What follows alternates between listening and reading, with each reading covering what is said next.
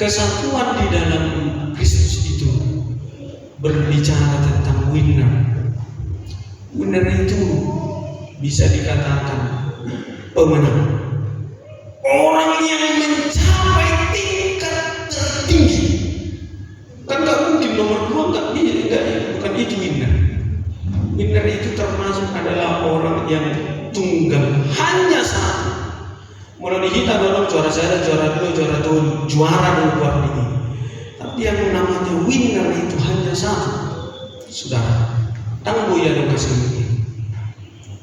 Tapi kalau dalam hitungan kita ya ada yang nggak apa-apa ya. Nah, kenapa ini dikatakan menjadi winner? Supaya mereka menjadi sempurna. Kesempurnaan yang dituntut dari kesatuan itu, saudara-saudara, ketika mereka menjadi umat kepunyaan Allah yang dimiliki, saudara, hidup mereka harus sempurna. Ya, hidup mereka harus sempurna. Nah, Bapak Ibu, saudara-saudaraku, hari ini menjadi orang-orang yang percaya, ini tuntutannya bagi kita menjadi sempurna di atas daripada semua. Untuk sampai ke sini, saudara-saudara, ini adalah tidak mudah dan tidak semua orang sampai ke sini. Nah, jemaat yang dikasihi Tuhan, nah ini yang diinginkan oleh Allah. Kalau kita beranjak lagi dengan firman saudara dari 17 ayat 4, aku di dalam mereka dan engkau di dalam aku, supaya mereka sempurna menjadi satu, agar dunia tahu bahwa engkau yang telah mengutus aku dan bahwa engkau mengasihi mereka. Kesempurnaan itu, saudara-saudaraku, kata Yesus, berada pada titik kesatuan cinta.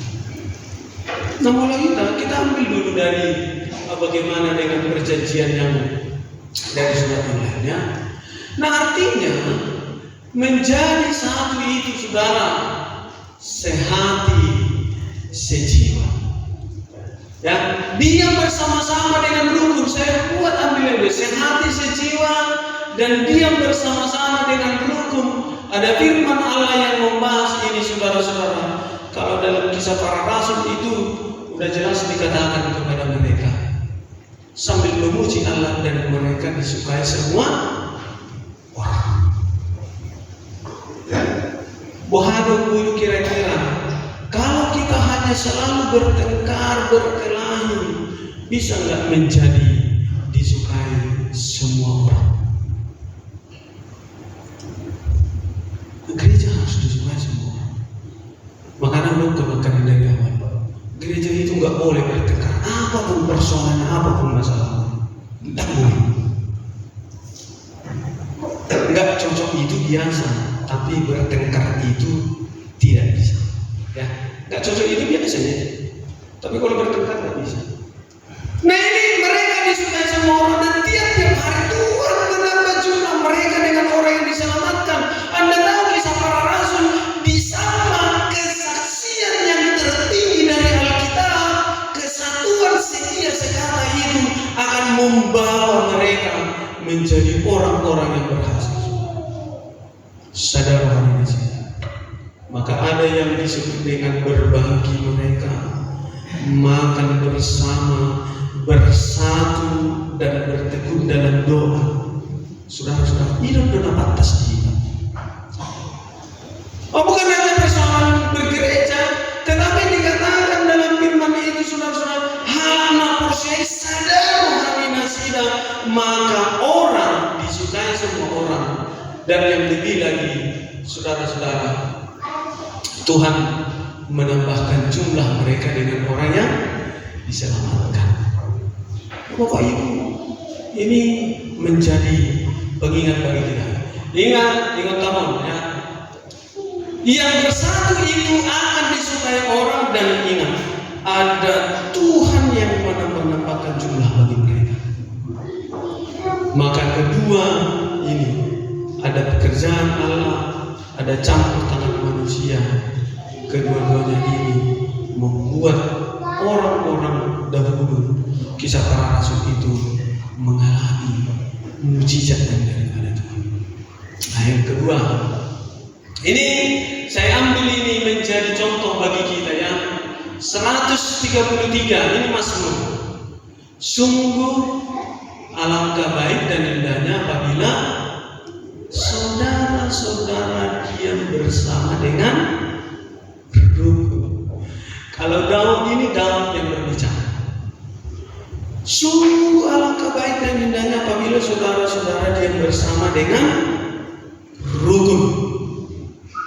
Molo dihita dijamu. Kalau enggak rukun, kira-kira apa yang akan menjadi dampak bagi kita? Tetapi Daud sudah katakan itu sejalan dengan firman Tuhan, satu di dalam Kristus, dalam kesatuan, kedamaian, kebersamaan. Daud juga katakan, sungguh alangkah baik dan indahnya jika saudara-saudara diam bersama dengan Tuhan. Saudara, kita harus tahu kenapa Daud berbicara tentang ini. Karena Daud adalah Isa orang musuh Daud. Saudara ingat ini. Musuh Daud itu siapa? Saul. Saul itu siapa? Mertuanya. Dah. Banyak koma Daud bermusuhan dengan mertuanya. Sebenarnya bukan Daud yang memusuhi, tidak, tapi dia dimusuhi. Kemudian siapa lagi? Absalom. Absalom itu siapa? Termasuk bagian daripada keturunan Geleng Nium. Maka cerita ini dia katakan, dengan ke atas dia mentok, ke bawah dia mentok, keluarga itu, lingkungan keluarga dia katakan kesaksian ini.